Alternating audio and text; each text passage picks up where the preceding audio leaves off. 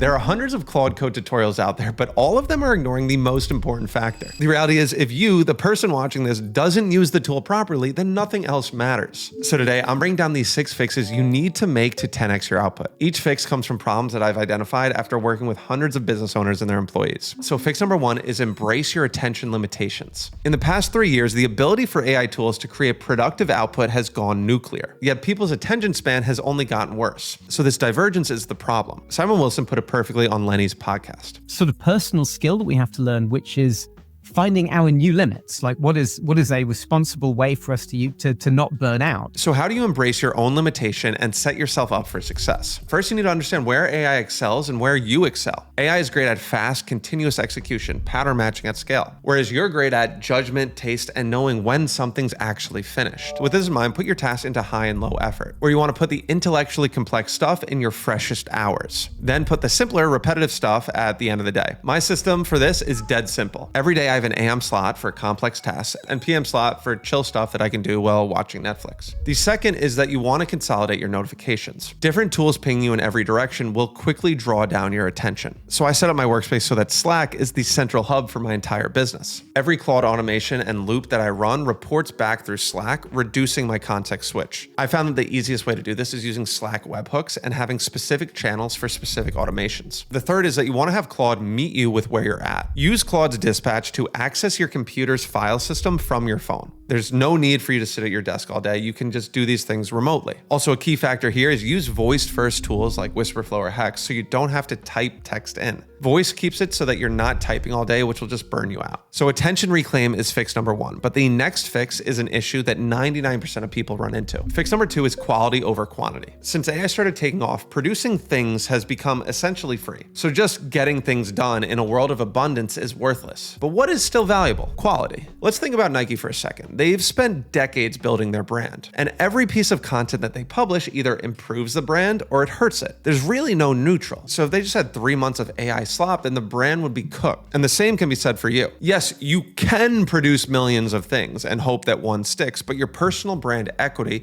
will suffer in the process. And I'm not just talking about content creation. This matters even if you've never created a piece of content in your life. People notice when you send them AI emails. They notice the AI generated reports that aren't thought through. That's that quantity that you're just producing things and it doesn't provide value. So how can we leverage AI to increase quality instead of focusing on increasing quantity? We want to AI time travel. And we do this by building a system that gives you feedback before the finalized version is ever submitted. This makes it so that you can take that feedback, improve it, and then the final version is that much better. For any high-level strategic task, you want to create a skill called Ask the Board. Find 4 or 5 thought leaders in your vertical with publicly available content. That's going to be your board of directors. For example, let's say Alex Hormozi, Mark Cuban, Andrea Karpathy. You would use this prompt to then scrape their public content and create their clones. Now, if that sounds like a lot to you, you can use my plugin buildpartner.ai and run this, which is already trained on the exact people I mentioned. Now, for anything that's customer facing, you want to create an internal focus group skill. Have Claude interview you to create a clone of the end user of whatever you're working on. Here's a prompt to help extract this information. And this applies really to anyone, right? A person marketing a $10 product on YouTube to a person presenting a financial report to investors. Trust me, this stuff really makes a difference. I used something similar at my last startup, which raised over $20 million.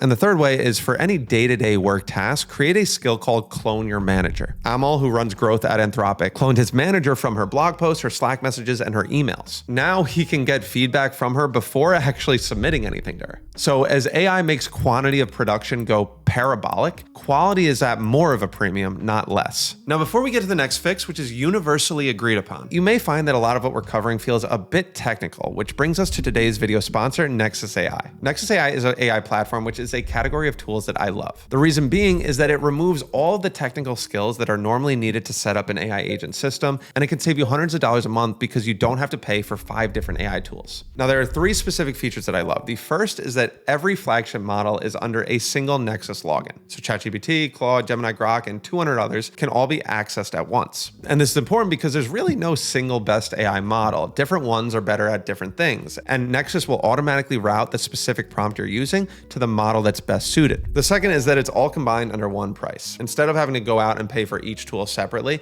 it stacks them all together and can save you up to $200 a month. And if you're watching this, you'll actually get 50% off Nexus, which is pretty dope. The third is their no-code AI agent builder. If you can use the internet, you can use Nexus to build an AI agent. You just describe what you want and Nexus will build the agent for you. And whether that's for one-time jobs like I need to do deep research on this specific topic or repetitive tasks like turning your notes into a weekly report automatically, Nexus will handle this for you. For me, I have a lot of products in my ecosystem for my YouTube, my newsletter, build partner, so it's hard to keep track of. I can create a weekly report that analyzes my entire marketing funnel, connects to my Slack, and then sends an update message so my whole team can be on the same page. This is a task that I normally would never do just because I don't have time to do it. So to check out Nexus, click the first link in the description where you'll get a discount of 75% off annual plans. And to be honest, I'm not entirely sure how long this discount will last because I had to really push for it. So go check that out. Fix number 3 is stop prompting, start planning and empowering verification. Generally, I bucket people into 2 groups, sculptors and gardeners. The sculptor's hands-on, crafting the final product step by step. They prompt, they wait for the response, they adjust it, they prompt again, they grind until that final product is ready. The gardener, on the other hand, positions plants to grow, it waits, then it harvests the fruit at the end. So they create a plan, they establish goals, and they make it clear how AI can verify the output. To build 10 times faster, you need to move from a sculptor to a gardener. I have videos on my channel where I dive deep into this, but the short version to become a gardener is we want to first plan, then have AI execute for us, and then use AI to verify the output. This general framework will allow AI to complete tasks efficiently. So to plan anything, the simplest way to do this is /plan. I want to build task. Interview me to identify any gaps in my knowledge. And if you want a more robust skill, once the plan's created, you have AI execute it and then verify. If you get the plan right, execution is pretty straightforward. The differentiator is verification. Simply put, if you can have AI verify that the final product is correct, it'll know when it's incorrect and it'll keep going until it's correct. Anthropic actually said this directly. Verification has had the most measurable impact on Claude's output quality internally. It's their highest single quality lever in their entire system. There are 3 ways to integrate verification into your work. The first is update your Claude MD with explicit verification language. Just add 1 sentence. Before returning any work, verify that it works and the task is complete. If you can't verify it, fix it and rerun.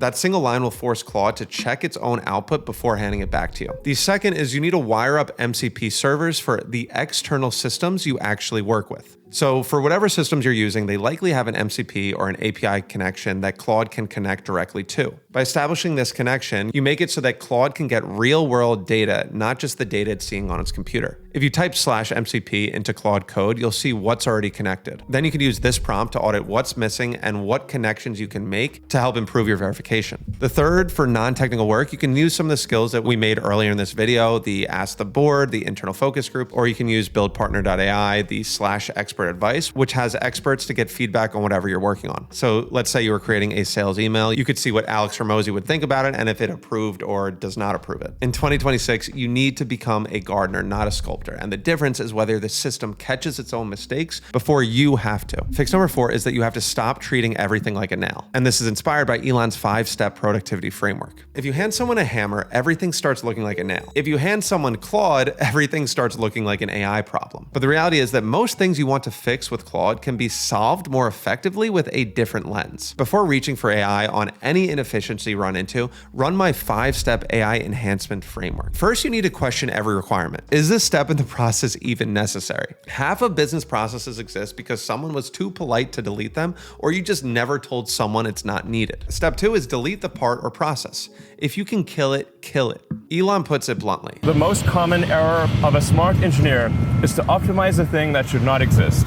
If you aren't deleting so many processes that you have to add back 10% of them, that means you're not deleting enough. And trust me, this applies to both business owners and employees. I've been on both sides of it. When I was at JP Morgan, I deleted so much bullshit that just wasn't needed. Step 3, simplify or optimize. If something is absolutely needed, now you want to try and simplify the process. Remove steps, reduce friction, combine tasks. Step 4 is skill-driven AI augmentation. Tackle a task with AI as your assistant, and if the process repeats, create a Claude skill based on what you just did, and then reuse that every time you run this process. Then each time you use a skill, work on enhancing it so that every iteration it gets better. Step 5 is skill-driven AI automation. In step 4, you created a skill that you know works because you actively used it. Only after you've done that is it time to actually automate automate something. If you're automating something that you haven't already systematized manually, then you're just wasting your time. Personally, I don't trust myself to run this check in my head, so I actually have an automation verification skill. If I'm debating building out a robust automation, this skill has to sign off on this decision based on everything it knows. Here's a prompt that you can use to build out a skill that you can just use as a sanity check whenever you're thinking about building out a crazy automation. If you just step right to 4 and 5, you're going to be stuck working on things that you probably should have deleted or just replaced entirely. We've created a framework so that we can be a gardener, not a sculptor, and we understand not to use AI for everything. But once it's actually time to use AI, one problem people run into is that they feel overwhelmed with all the new AI advancements. And before we get to what fixes this, which is something no other creator will talk about, if this is your first video of mine, welcome to the channel. If it's your second or more, here's our anti-slap agreement. The visuals, the testing, all of the things that are going on screen, this is built entirely for humans, not for AI scrapers. So all I ask as part of this agreement is that you subscribe to this channel so that it can reach more people. Also, every video I give away a Claude Max subscription, and this week's winner is Maygreb999. They're building a script to automate an old game. Honestly, hopefully that's RuneScape. Shout out my old character, Devils Are Back. And to enter the next giveaway, comment below with what you're building or a recent feature you built. And every new video you comment on will be an additional entry to this giveaway. So let's go to fix number 5, which is about bridging the abstract to concrete. Every new AI feature is new to everyone. So no matter what, it's going to start off feeling very abstract. But each new feature or tool can be bridged to a concrete example for whatever you're working on. So if you want to learn about Claude skills, build a skill you can use. If you want to learn about Claude loops, build a loop you can use. The faster you go from abstract to concrete, the faster you'll build. And so how do you do this in practice? Well, first you want to do proof-based learning. Seeing results yourself is believing. So concepts only stick when you've actually built something with them. So you need a way to ground it to your work immediately for new concepts to stick. For example, when I wanted to learn about loops, I used this prompt. Look at my past sessions history and find tasks I've done multiple times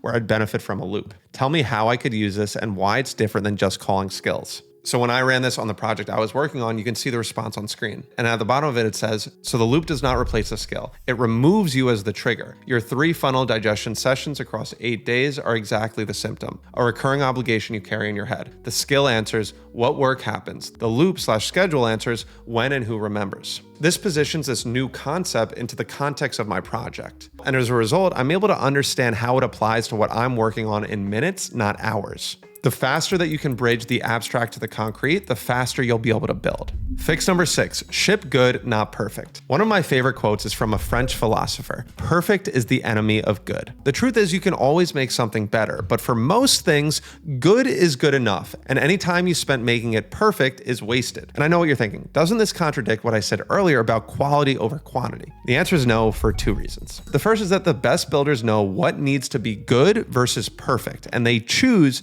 to build the minimum viable standard, which saves them time and money. The second, when using AI, there's a concept of asymptotic improvements. What this means is that AI is getting really good at getting you 80% of the way there. But no matter how many times you prompt it, it won't get you to that final 20%. So if you try and go from the 80%, the good, to the great, the 100%, you may never actually get there by prompting AI. And there's a chance that you might actually see slight regression trying to make it perfect. So I'm not saying deliver AI slop. Good is not slop. What I am saying is follow the 80-20 rule. 80% of your tasks should take 20% of the time. Lean on AI to get most of the way to that asymptote. 20% of your tasks should take the 80% of the time. That's where you want to focus your energy to bring good to great. And I can't stress this enough for people watching who run their own business or want to run their own business. Peter Levels, a famous indie hacker who launches products, said that only 4 out of 70 plus projects that he's launched ever made money and grew. So about 95% of everything that he's done has failed. And this means in some cases, it's important to build things that are good and worry about making them perfect later. The reality is with all of this is that Claude is not the bottleneck, it's you. But if you apply these 6 fixes, you'll start building faster and more efficiently. Because the reality is no matter what improvements come from AI, these bottlenecks will hold you back until you fix them. Now, if you like this video, you'll love this video where I walk through exactly what you can paste into Claude to start building 10 times faster. The fixes I cover here paired with the tactical advice on that video puts you in the top 1% of all AI builders. I'll see you over there. Peace.